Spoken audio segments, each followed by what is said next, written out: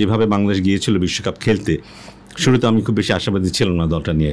Second রাউন্ডে গিয়েই যে আমরা হালটা ছেড়ে দিলাম যেটা, এই জিনিসটা আমার কাছে ভালো লাগেনি। আমরা কোনো ম্যাচেই সেভাবে চেষ্টা করিনি, বিশেষ করে আফগানিস্তানের সাথে আমাদের যে সুযোগটা ছিল, যোগ্য দল হিসেবে ভারত চ্যাম্পিয়ন হয়েছে। একদিকে যেমন চাইছিলাম সাউথ আফ্রিকা জিতুক, রোহিত শর্মার ব্যাপারে আমার একটা দুর্বলতা আছে। সম্প্রতি ওয়ার্ল্ড কাপ শেষ হলো, আমি যদি এবারের ওয়ার্ল্ড কাপকে একটু মূল্যায়ন করতে বলি আপনার দৃষ্টিতে, 20টা দল খেলেছে এবং আলটিমেটলি ইন্ডিয়া জয়লাভ করেছে, কি বলতে চাইবেন? প্রচুর চড়া উতরা পার হয়ে বিশ্বকাপটা গেছে, অনেক রকমের আলাপ আলোচনা হয়েছে বিশ্বকাপ ভেন্যু নিয়ে, মাঠ নিয়ে, উইকেট নিয়ে, যেসব 20টা দল খেলেছে কেমন খেলবে, অ্যাসোসিয়েট মেম্বার কান্ট্রিগুলো একতালে খেলতে পারবে কিনা।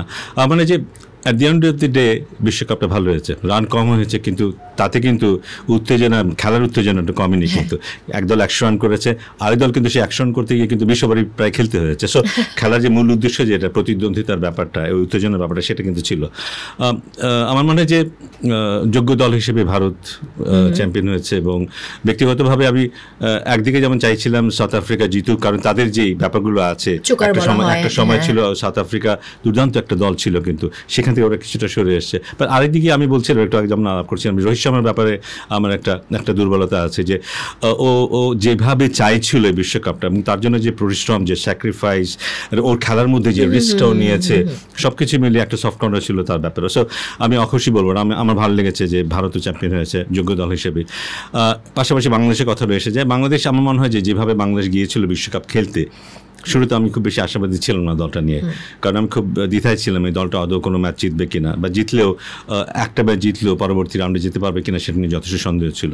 সো পরবর্তী রাউন্ডে যেতে পারা এবং 3টা ম্যাচ জিতে যেতে পারাটা আমি মনে করি সেটা কিছুটা ইতিবাচক সম্মানের এবং অর্জন। আমরা হেরে গেলাম কিন্তু ওই পরে গিয়ে আমরা সেকেন্ড রাউন্ডে গিয়ে শুধু আফগানিস্তানের সাথে হেরে যাওয়া না, সেকেন্ড রাউন্ডে গিয়েই যে আমরা হালটা ছেড়ে দিলাম যেটা, এই জিনিসটা আমার কাছে ভালো লাগেনি। আমার মনে হয় যে ওইখানেই আমাদের সুযোগ ছিল নিজেদের যোগ্যতা প্রমাণের। আমরা যদি প্রত্যেকটা ম্যাচও হারতাম, কিন্তু চেষ্টা করতাম, পরিশ্রম করতাম, আমার মনে কিছুটা অর্জন করে আমরা ফেরে নিয়ে আসতে পারতাম।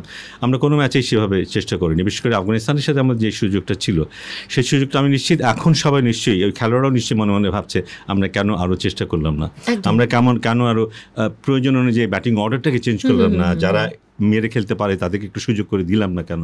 আমি নিশ্চয়ই ওরা এখন ভাবছে, আমার মনে এটা ভালো একটা সুযোগ আমরা হারিয়েছি, এটা কোনো সন্দেহ নেই। ডেফিনেটলি এই বিষয়ে কোনো সন্দেহ নেই স্যার। যেটা বলছিলেন যে জীবন থেকে আসলে বাকি বিষয়গুলো চলে আসে, আমি শুনেছি আপনি জীবন বোধ সম্পন্ন সিনেমা দেখতে খুব ভালোবাসেন। হ্যাঁ, আমার মনে হয় যে যেখানে মানুষের চরিত্র বা মানুষের উত্থান পতন, সুন্দর জিনিস, ইন্সপিরেশনাল ব্যাপারগুলো, মানুষের সুন্দর দিকগুলো, আমি ছবিতে কিন্তু শেষ দিকটা ভালো দেখতে চাই সবসময়। আমার কাছে এটা খারাপ কিছু দেখলে, নেগেটিভ কিছু দেখলে, পজিটিভ দেখলে খুব ভালো লাগে, অর্জন দেখতে ভালো লাগে, শেষ পর্যন্ত যেন ইতিবাচক থাকে, এটা দেখতে আমার ভালো লাগে।